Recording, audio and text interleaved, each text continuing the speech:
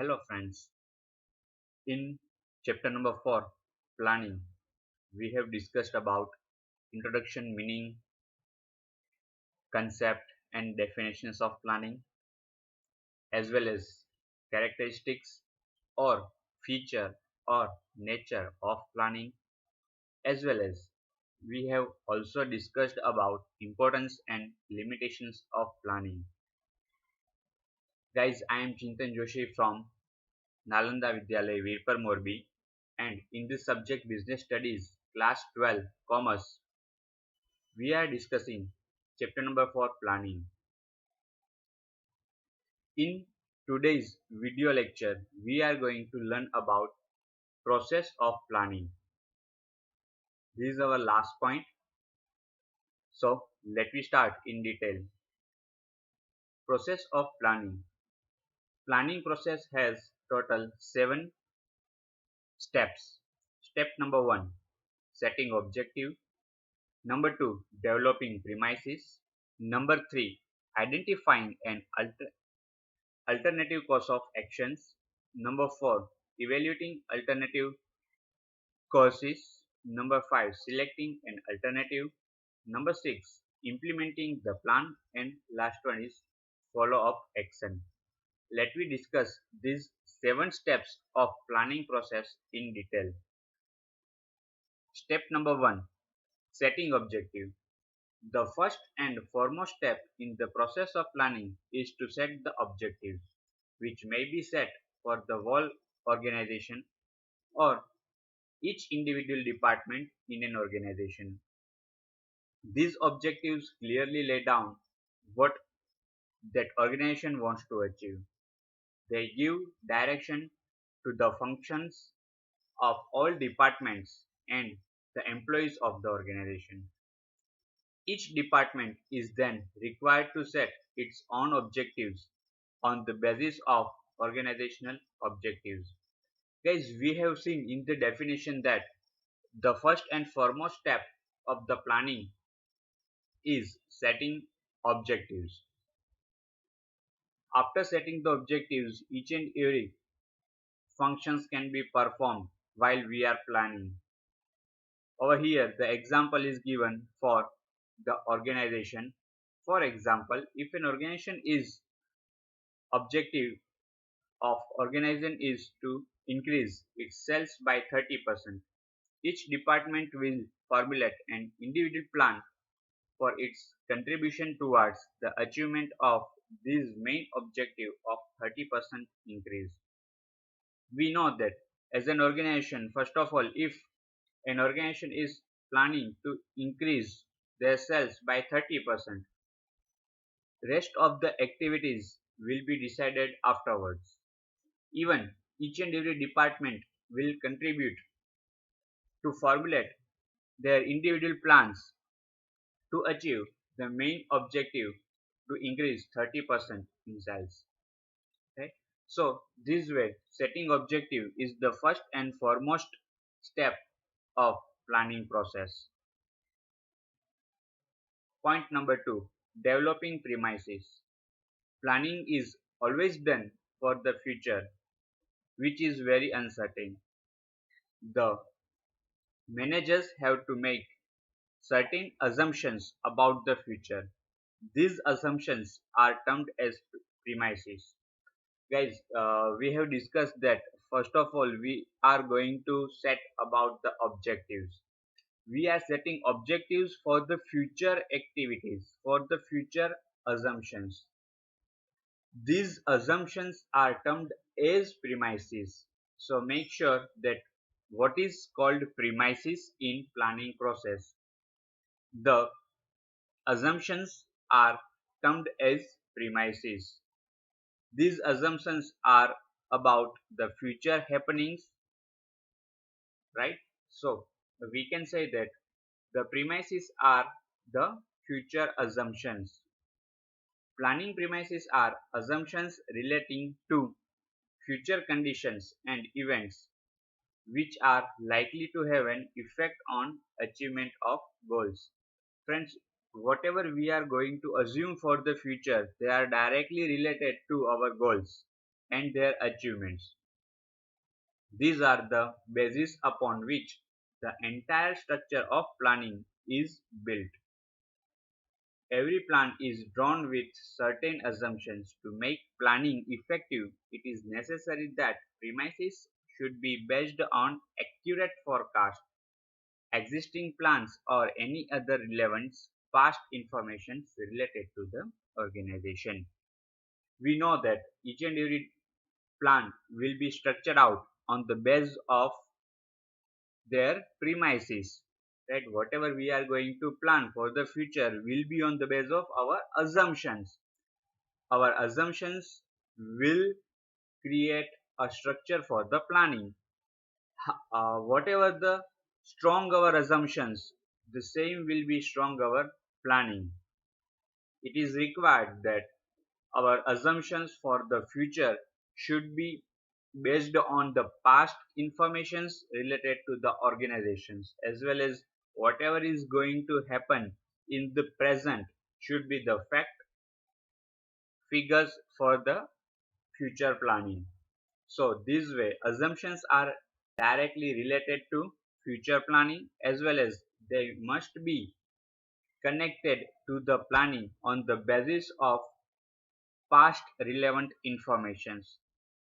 Over here example is given: demand for its product, cost of raw material, interest rate, state of technology, intensity of consumptions, competitions, government policies, etc. are the basic premises which should be taken into the consideration while we are going for the developing premises, right? These are showing that whatever happened in the past and how they are going to guide for the future.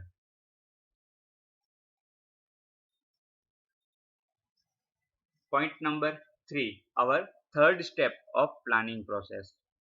After setting of objectives and developing premises, we are going to identify alternative course of action. After the objectives have been established and premises have been met, the next step is to think of the action to be taken to achieve these objectives. It involves identifying the various alternative course of actions. There are many alternatives to achieve the objectives, and the manager must know all the ways to reach the objectives. Over here, guys, after identifying the objectives as well as establishing the premises, we are going to identify the different ways of course of action, in which direction, in which way, how we are going to work. It might be happen that a manager may have different ways to achieve the objectives, but over here we have to list out, we have to identify the list of alternative course of action. Step number 4, evaluating alternative courses. This step involves deep evaluation of various alternative course of action in light of the various objectives to be achieved. The positive and the negative aspect of each alternative or proposal are evaluated. Guys, in the third step, we have listed out different ways of course of actions. We have identified list of alternatives, right? Over here, we are going to evaluate each alternative course of actions with their positive and their negative aspect. Over here we are going to evaluate, we are going to judge which can be more helpful to us, which cannot be more helpful to us. We are going to have focus on each and every course of actions with their positive and negative aspects while we are going to finalize our course of action. So in this step we are just going to evaluate each and every course of actions from the list of alternatives that we are. Now point number 5, selecting an alternative. This step involves the selection and adoption of best plan. The best plan should be the most profitable, realistic, and with least negative aspect. Guys, in earlier step of planning process, we have evaluated each and every course of action, right? That with their pros and cons, with their positive and negative aspect. Over here in this step, in selecting an alternative, fifth step of planning process, we are going to adopt the best plan. And what will be the best plan for us? The best plan for us will be the most profitable, more realistic, with least negative aspect. All the plans are not subjected to the mathematical analysis. Thus, in many cases of experience, judgment, intuitions, and subjectively of the managers helps in selecting the most profitable and realistic alternative. Sometimes instead of one best alternative, a combination of plan may be selected by applying permutation and combinations. A manager can select the best possible course of action. So guys, it is not necessary that each and every time we are going to analyze our best plan with the mathematical analysis. It should be taken into the consideration the experience, judgment, intuition, and subjectivities of the managers, which will help to select the best profitable and alternative realistic plan for us. It might happen that one plan is not sufficient to go with, right? That's why we are going to choose combination and permutation of one or more than two plans for our best outcome. Say for example, if I say example over here, sometimes in the board of directors meeting, one manager will say that uh, producing more products and selling more products will be the conversation of profit for the organization. It might happen that another manager may put a proposal to reduce the cost of the organization to generate more profit. So it might happen that combination and permutation of both the proposals, that increase in the sales and productions as well as decrease in the cost of the organization, might convert the increase in profit. So point number 5 with an example, hope it is clear with you. Point number 6, implementing the plan. Under this step, the best selected plan is put into the action. The plans are communicated by managers to the all employees very clearly to motivate them and hence drive their support. They are made to understand the scope and benefits of various plans. Guys, in fifth step, we are going to select the best alternative plan. Over here, after the selection of that best alternative plan, right, we are going to implement that plan in the organization. We are going to put our plan into the action. Over here, managers are going to communicate their employees the plan very clearly so that they can be motivated as well as the manager can derive their support to execute the plan, right? If employees are understood the plan in the best way, they can get the maximum advantage and benefit of selecting that proper plan in the part of implementation. Seventh point of planning process, follow up action. Under this step, it is monitored as to whether the plan are being implemented correctly and whether the activities are being performed according to the agreed schedule. The plans are reviewed periodically to ensure their relevance and effectiveness. Monitoring of plan is very important, and if needed, it should be appropriately modified in case of changing circumstances.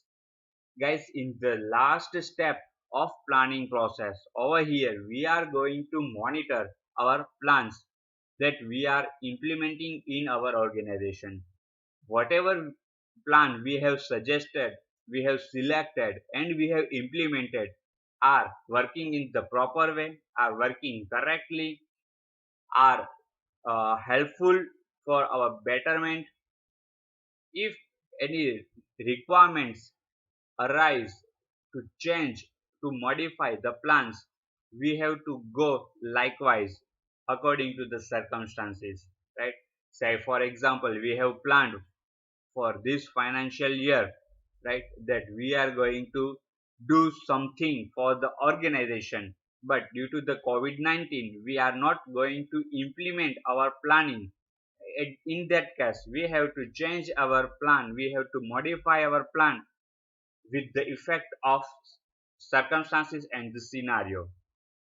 So this way, if we are going to take follow up actions in the implementation of our planning, we can modify, we can evaluate the achievements towards the goal of our organization. We can evaluate the actual performance with the standard performance, right? So this is all about the planning process and their 7 steps. Let me recall the steps of planning process. In first step, we are going to set the objectives. After setting the objectives, we are going to develop the premises. Premises are the future assumptions for our organization. In third step, we are going to identify the alternative course of actions. Over here we are going to list out various alternatives course of actions for the execution part of our premises. After that, in the fourth step, we are going to evaluate alternative course. In third step, we have identified, we have listed out list of alternative course of actions. In fourth step, we are going to evaluate each and every course of actions with their pros and cons, with their positive and negative aspects. In fifth step of planning process, we are going to select the best course of action, the best plan after the evaluating the course of actions.